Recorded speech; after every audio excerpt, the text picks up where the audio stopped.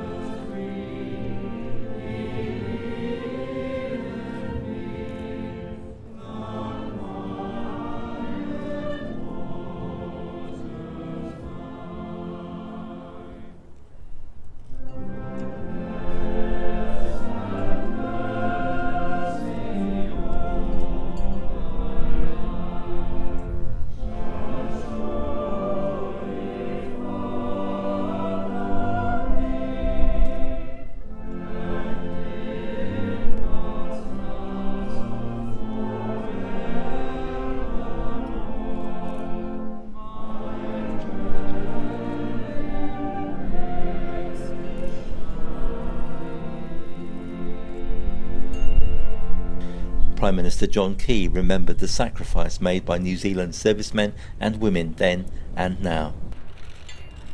New Zealand's involvement in World War I, alongside our Commonwealth allies, represented a coming of age for our small nation. New Zealand committed over 100,000 troops to the war effort.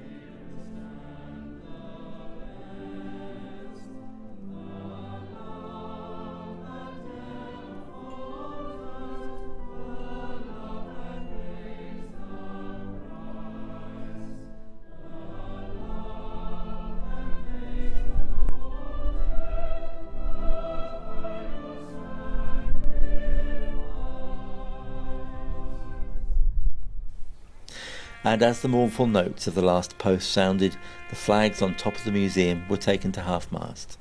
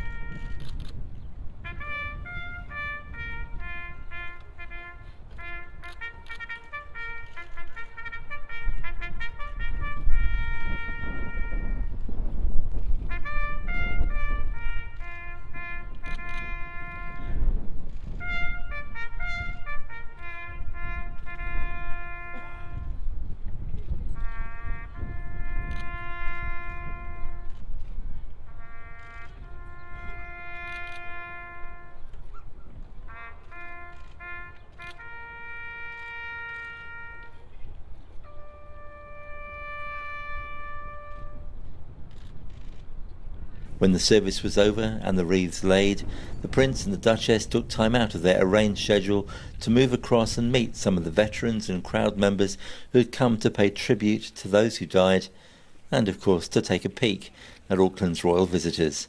Allan Lee, Rima News.